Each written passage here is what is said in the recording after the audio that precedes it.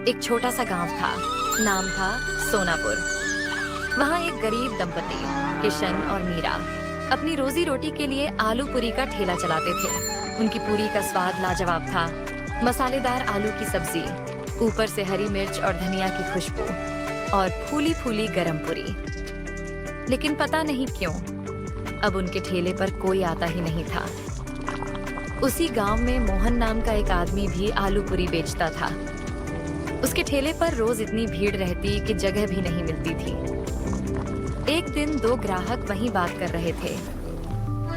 अरे भाई, ये मोहन की पूरी में वो बात नहीं है। स्वाद तो किशन वाली पूरी में है, पर जाने क्यों पैर खुद ब खुद मोहन के ठेले की ओर खिंच जाते हैं। सही कहा रे। पहले तो रोज किशन की पूरी ही खाते थे। उसकी आलू की सब्जी में जो तीखापन था वो तो मजा दे देता था।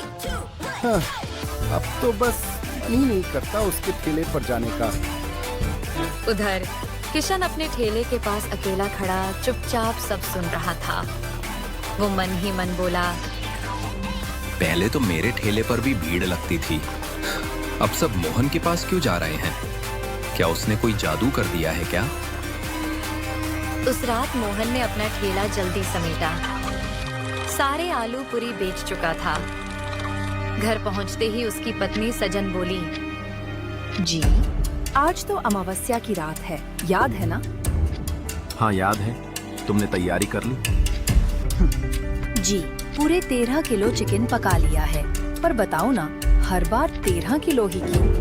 10 या 20 क्यों नहीं?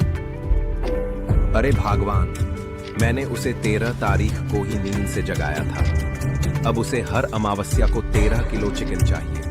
अगर नहीं दिया तो हमें ही खा जाएगा। सजन कांप गई। क्या? आपने उसे जगाया क्यों?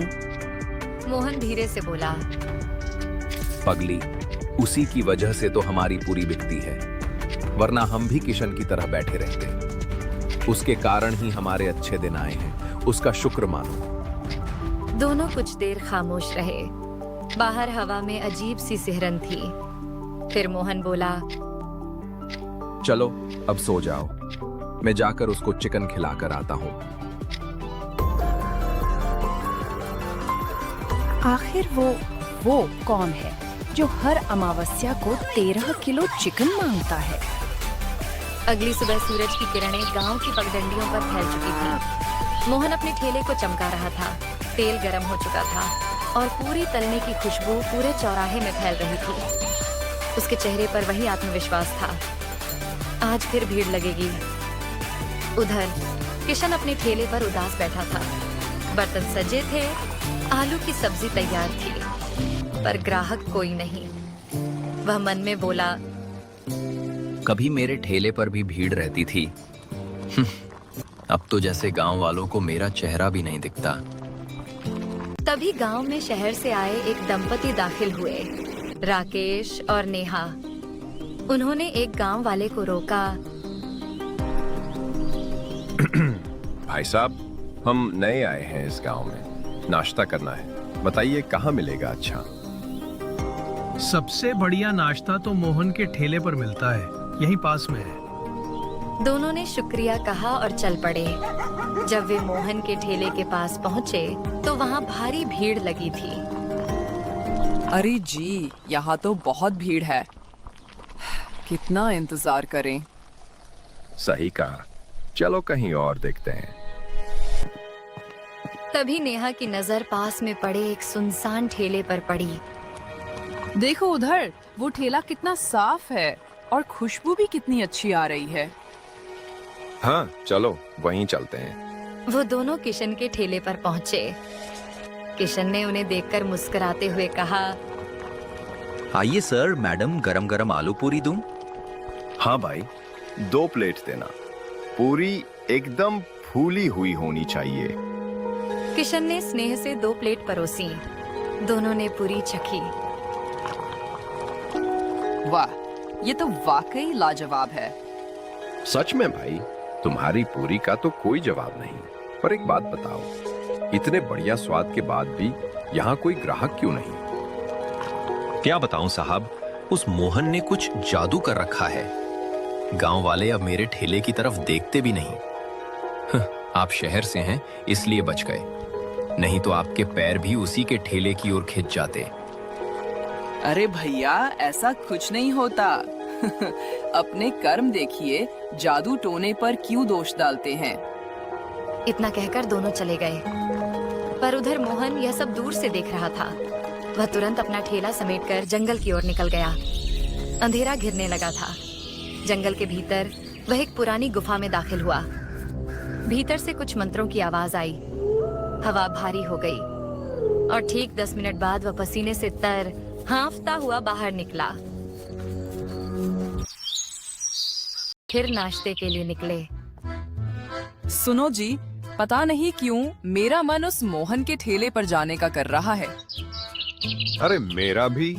कल तो मैंने कहा था वहां भीड़ ज्यादा है, फिर भी मुझे आज वहीं जाने का मन कर रहा है। दोनों हंसते हुए सीधे मोहन के ठेले पर पहुंचे। किशन दूर से यह सब देख रहा था। उसका चेहरा सफेद पड़ गया। तो अब उन पर भी जादू चल गया।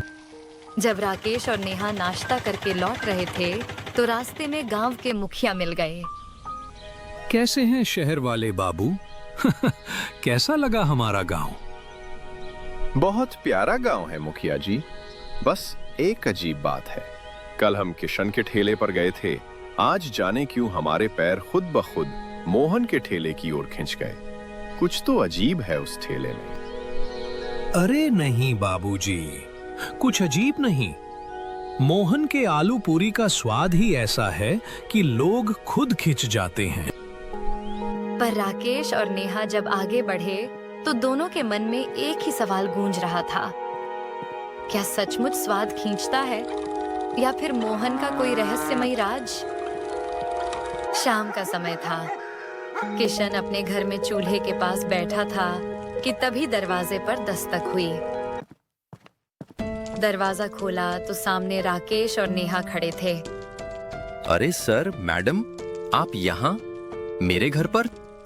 किशन जी, जो आपने कहा था, लगता है वो सब सच है। देखा, मैंने पहले ही कहा था, वो मोहन कोई साधारण आदमी नहीं है। पर आपको यकीन ही नहीं हुआ।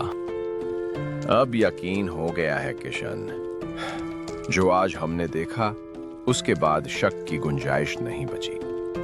किशन हैरान होकर बोला, क्या देखा आपने? हमने मोहन को जंगल की तरफ जाते देखा। एक थैली में कुछ था, शायद वही राज छिपा है वहां। तो फिर देर किस बात की? चलो आज उस जादू का पर्दा फाड़ ही देते हैं।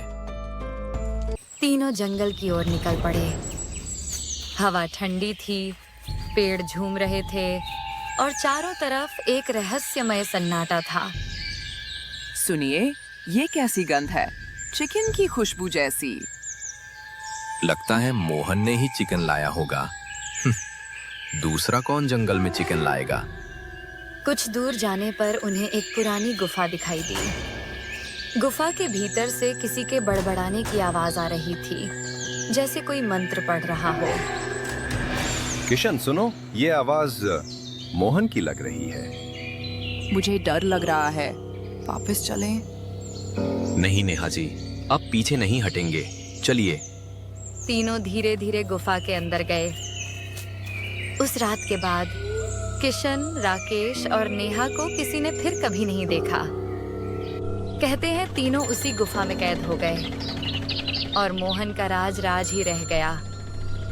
अगली सुबह मोहन ने हमेशा की तरह अपना ठेला लगाया, मुस्कुराते हुए पूरी तलने लगा और इसी तरह खत्म हो गई कहानी। एक लालची आलू पूरी वाली